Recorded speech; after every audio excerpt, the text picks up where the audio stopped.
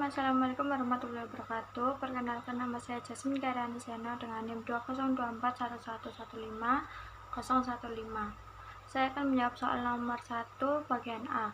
Agama Islam menurut Muhammadiyah adalah ajaran yang diturunkan Allah melalui nabi-nabinya, yang mencakup perintah dan larangan untuk kebaikan manusia di dunia dan akhirat. Definisi ini terbagi menjadi dua. Secara umum, Islam adalah syariat Allah yang disampaikan oleh semua nabi. Sedangkan secara khusus, Islam adalah ajaran yang dibawa oleh Nabi Muhammad yang tertera dalam Al-Quran dan As-Sunnah. Muhammadiyah menekankan pentingnya mengikuti kedua sumber ini dalam menjalankan ajaran agama Islam. Saya akan menjawab soal nomor 1 bagian B. Al-Quran yaitu wahyu Allah yang diturunkan kepada Nabi Muhammad SAW melalui malaikat Jibril. Al-Quran merupakan sumber ajaran hukum Islam yang utama. Al-Quran dianggap sebagai firman Allah yang autentik dan tanpa celah. Sedangkan As-Sunnah atau Al-Hadis, kumpulan narasi tentang Nabi Muhammad SAW seperti perkataan, perbuatan, sikap, kebiasaan, persetujuan, dan sifatnya. As-Sunnah merupakan sumber hukum Islam kedua setelah Al-Quran. As-Sunnah berfungsi untuk menjelaskan ayat-ayat Al-Quran yang secara global, mengukuhkan hukum yang sudah ada, menetapkan hukum yang belum ada, dan membatasi keumuman ayat Al-Quran. Al-Quran dan As-Sunnah harus digunakan secara hierarkis. Bismillahirrahmanirrahim. Assalamualaikum warahmatullahi wabarakatuh. Sebelumnya perkenalkan, nama saya Firdadin Azaro dengan NIM 2024111542. Di sini saya akan menjawab pertanyaan dari Pak Mahsun sebagai tugas UAS AIK. Di sini saya akan menjawab nomor 2. Yang pertama yaitu, apa manfaat mempelajari tauhid bagi orang Islam? Jelaskan. Manfaat mempelajari tauhid yang pertama yaitu dengan mempelajari tauhid membantu kita memahami sifat-sifat Allah yang maha sempurna, sehingga iman kita semakin kuat. Yang kedua yaitu hidup lebih tenang dan bermakna dengan memaknai keesaan Allah. Kita akan merasa lebih tenang dan yakin bahwa segala sesuatu ada di tangannya. Yang ketiga yaitu membentuk akhlak mulia dengan mengajarkan kita untuk selalu berbuat baik, sabar, dan tawakal kepada Allah Subhanahu wa Ta'ala. Yang keempat, dengan mempelajari tauhid membuat kita terhindar dari perbuatan syirik yang dapat merusak iman. Yang kelima yaitu tauhid menjadi pondasi bagi seorang muslim untuk menjalankan seluruh ajaran Islam secara kafah. Dan yang terakhir yaitu dengan bertauhid akan mendapatkan syafaat di hari kiamat. Selanjutnya yang B, jelaskan bentuk-bentuk syirik disertai contoh masing-masing.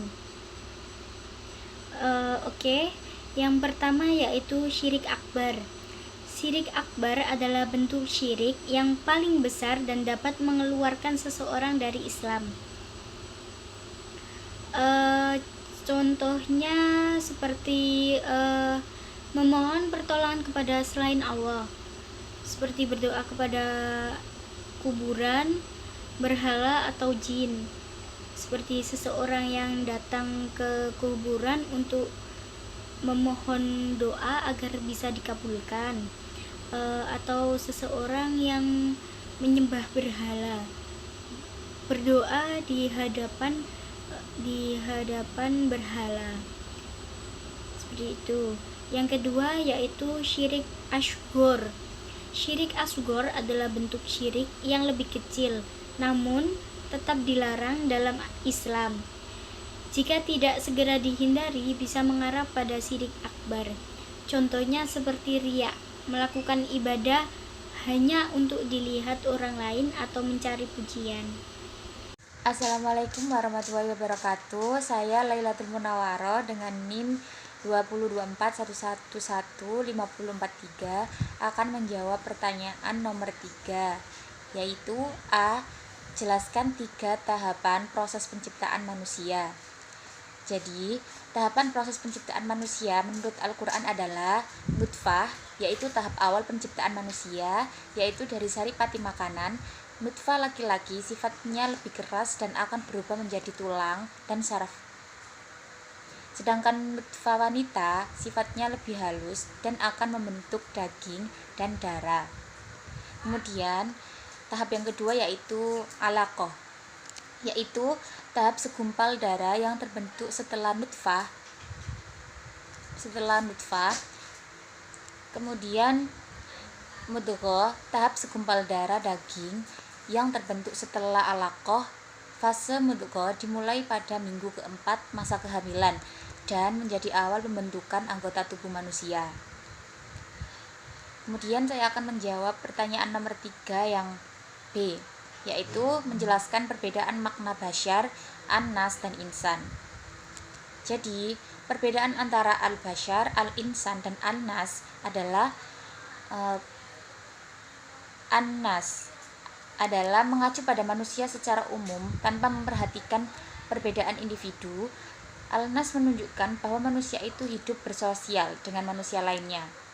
Kemudian basyar, yaitu menekankan sisi fisik manusia seperti kebutuhan makan, minum, dan dorongan kodrat alamiah lainnya. Al-basyar merupakan bentuk jamak dari kata basyarah yang berarti permukaan kulit kepala, wajah, dan tubuh. Kemudian al-insan menunjukkan potensi berpikir dan bernalar secara sifat jinak serta sifat jinak manusia. Al-insan berasal dari kata al-uns yang berarti kerasan dan tenang. Al-insan adalah makhluk yang sudah melewati fase basyar dan nas. Bismillahirrahmanirrahim. Assalamualaikum warahmatullahi wabarakatuh. Nama saya Mirzana Mahaputri Arifin dengan NIM 224111551. Di sini saya akan menjawab pertanyaan UAS AIK nomor 4A. Jelaskan pengertian sekularisme dan liberalisme beserta contohnya. Sekularisme adalah ideologi yang memisahkan agama dari urusan negara dengan kehidupan publik.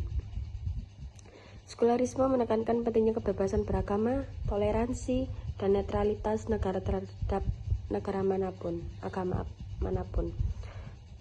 Contohnya, negara Prancis menerapkan sekularisme secara ketat, memisahkan agama dan urusan negara. Amerika Serikat memisahkan gereja dan negara melalui konstitusi. Turki menerapkan sekularisme di bawah kepemimpinan Mustafa Kemal Atatürk.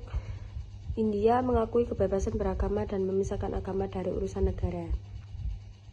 Liberalisme adalah ideologi yang menekankan kebebasan individu, hak asasi manusia, dan demokrasi. Liberalisme berfokus pada kebebasan individu, hak asasi manusia, demokrasi, persamaan di depan hukum, perlindungan hak minoritas. Contohnya, Revolusi Prancis pada tahun 1789 menginspirasi liberalisme di Eropa. Amerika Serikat mengembangkan liberalisme melalui konstitusi dan Bill of Rights. Kanada menerapkan liberalisme melalui kebijakan multikulturalisme. Australia mengakui hak asasi manusia dan kebebasan individu. Yang 4D, bagaimana pandangan saudara tentang sekularisme dan liberalisme? Jelaskan. Sekularisme dan liberalisme adalah dua ideologi yang kompleks dan memiliki pandangan beragam.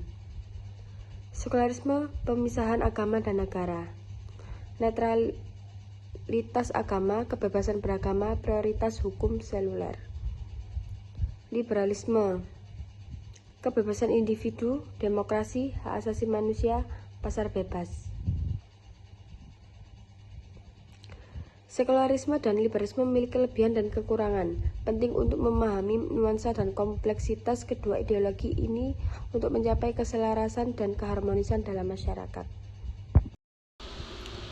Saya akan menjelaskan nomor 5A. Jelaskan pengertian Islam berkemajuan.